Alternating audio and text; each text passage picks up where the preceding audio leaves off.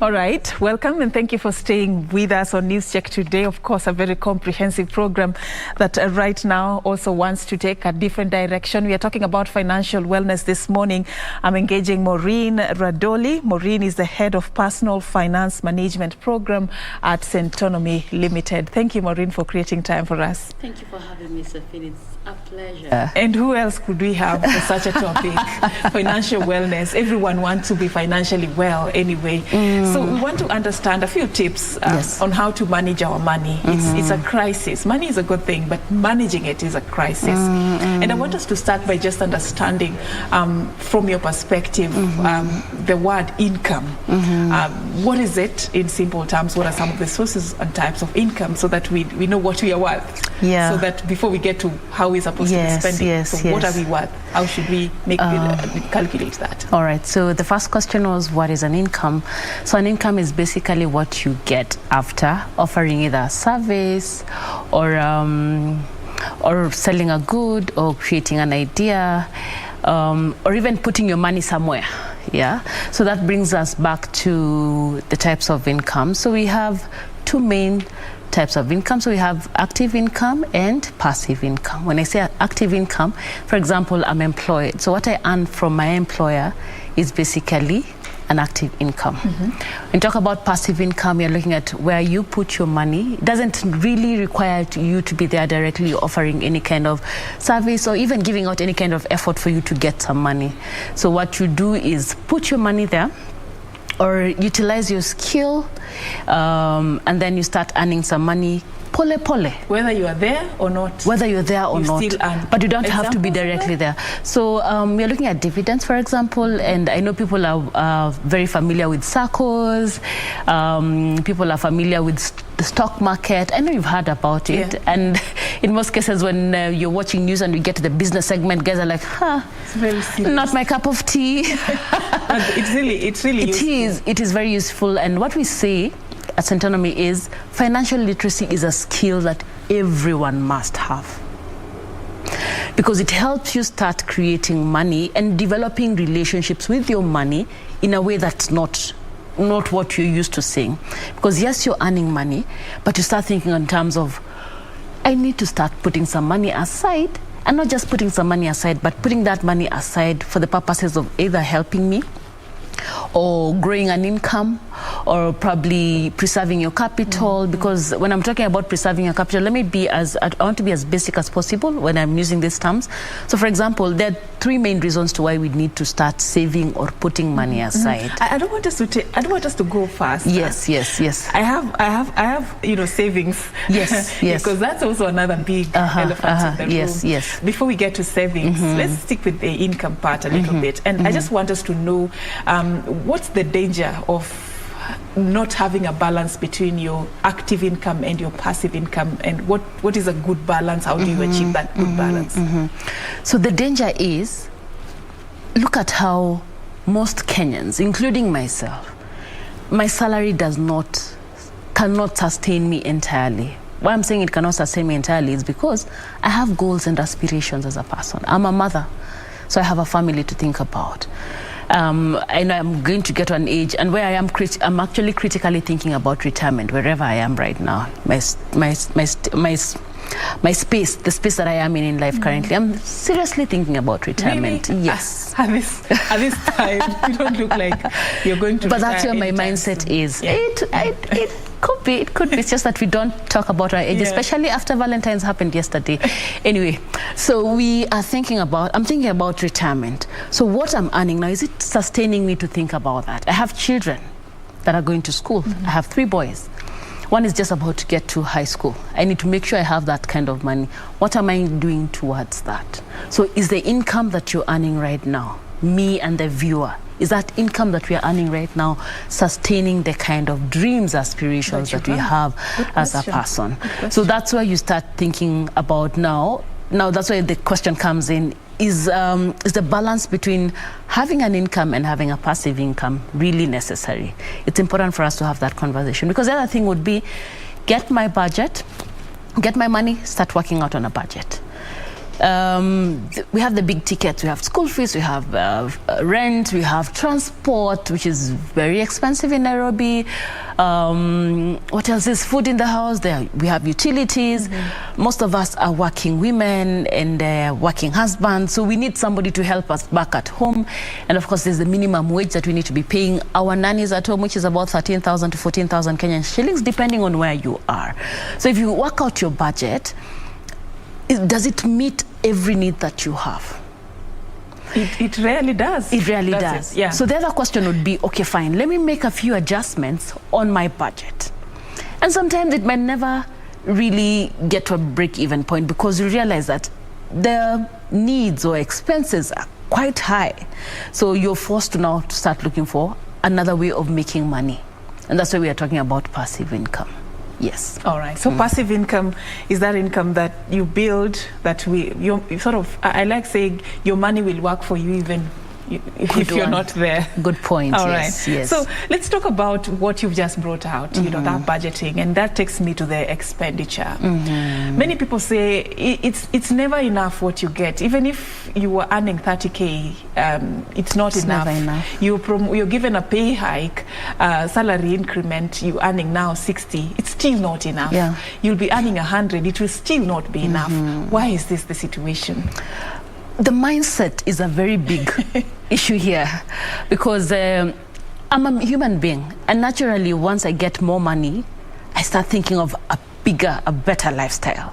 When I talk about a better lifestyle, which is not healthy, let me put that better, let me say better lifestyle in quotes, because I'll think of probably driving a better car, moving from wherever I'm staying to a more expensive place. We call them posh or leafy suburb areas where probably my rent will shoot from maybe I used to pay 6,000 to about 20,000 because there's that mentality issue, and it really messes up with the kind of income that we earn. This is what I keep on telling people and my fellow Kenyans. Let me tell you, nobody cares about what you eat. Nobody cares about where you sleep. Nobody cares whether you go to work on foot or driving or using public means. Nobody cares. But still nobody wants to underlive. It's the that's why I'm saying it's a mindset issue, and this needs to shift completely. And when people come to class, for example, at St. Anne, because that's what we basically do, we equip you with the right skills to do that. We start working on your mindset. Because now stop thinking about what people will say about you, which is a big problem that most of us suffer from.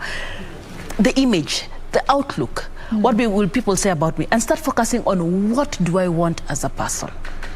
And you realize that the conversation that we'll have today will boil down to what do you really want as a person.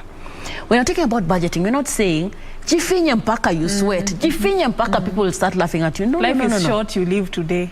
You We're don't not know talking about about tomorrow. that. Yes.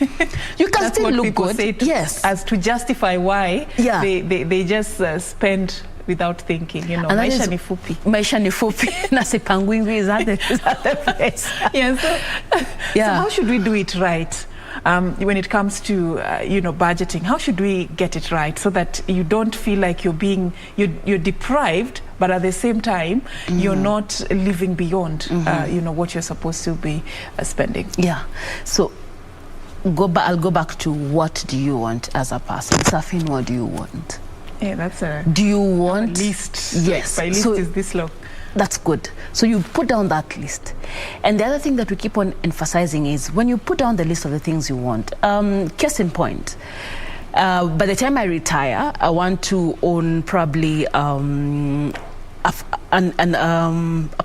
that I could actually rent out that would actually give me income, passive income. Yeah, would give me income to ensure that I don't go back knocking to my kids' houses, that I want them to support me. Because most of our parents, that was the plan. It's because they didn't know.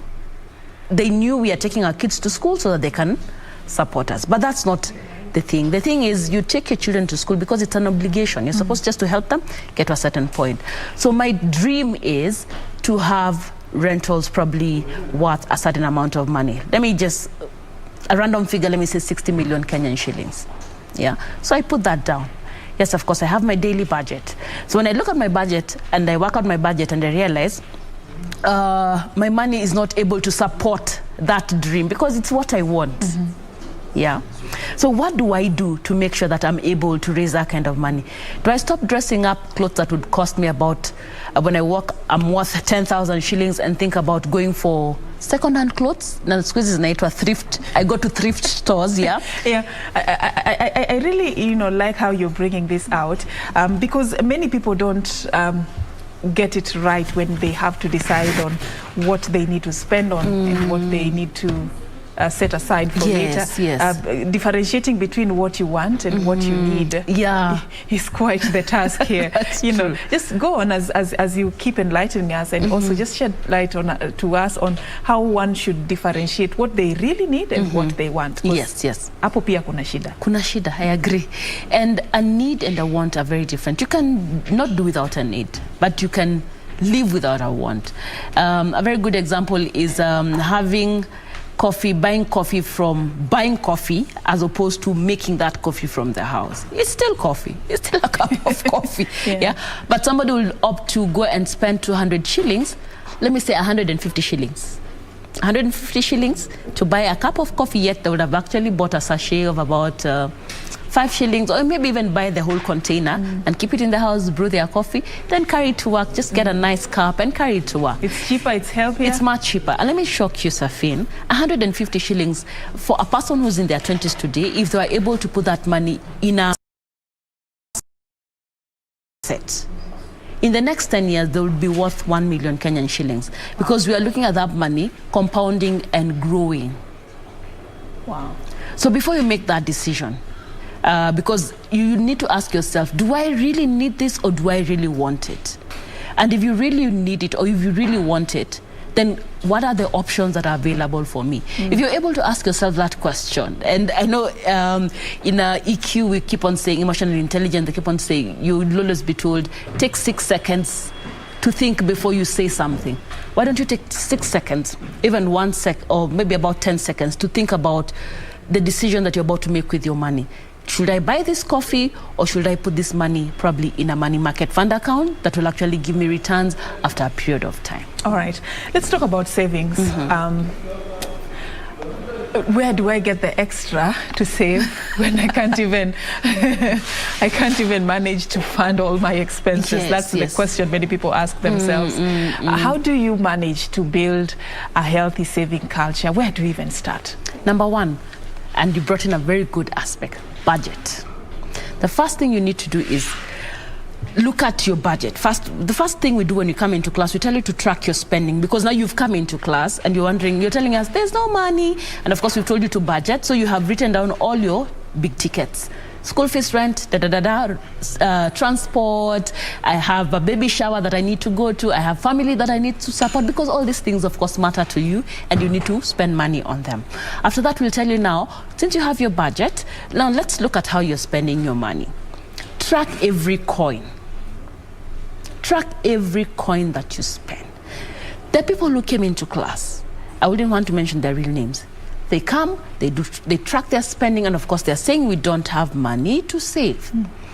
At the end of the class, at the end of 1 month, because class runs for 3 months, at the end of the class, they realize, I've actually been spending 80,000 on entertainment, buying people drinks. So every Friday party or Wednesday, you go with your boys or girls, you spend that kind of money, and you're like, okay, fine. At the end of the month, you look at your But what if these things are important to you? They make you feel like you're living life. Now you need to plan for it. Okay. You need to plan for it. And we'll go back to the budget and say, for my leisure or for my entertainment, this is how much I will spend. Okay. And it is important to put everything on your budget, including what people call black tax. Tough word, what people call tough, because we need to support our folks, so you need to put aside some money for that. So you say, this month my budget for supporting people that I care, the people that matter to me, is about probably 3,000, 10,000. So you move from the random phone calls and the random sending of money. Yes. You actually become deliberate on how you're very going deliberate. to do it. I love it's like you've been to a class. So you become very deliberate with how you plan your money, because a budget is simply a spending planner. But how do you deal with the emergencies? You know, you could be sitting somewhere and then an emergency happens at home or somewhere, and then you're called and you have to chip in. You know, we're Africans. How do you deal with that? You need to have an emergency account. Okay. So there's an emergency account. It is important. If we can't save, how do we even go to the extent of having an emergency account? You need to go back to your budget, then look at your spending habits. Where do you spend and where do you think? And then once you look at your spending sheet, you're like, what is a need and what is a want here? So you become more deliberate, more intentional about your spending. And once that money is over, if the emergency is not really an emergency, it is okay to tell people, imagine I don't have money, because you're not lying. I'm a student, so just allow me to. So if I set aside, say, 5,000, I'm just as a figure that is set aside for emergencies. If all my emergencies are beyond 5,000, you can't get depleted. So now I have to be very careful on the next coin that I will spend on any emergency that comes beyond this 5,000, right? And this is what happens, because you need to build that emergency fund over time. And you know, I need to explain further about what an emergency fund is. So there's that emergency that will just come out from nowhere. So you probably set aside 5,000.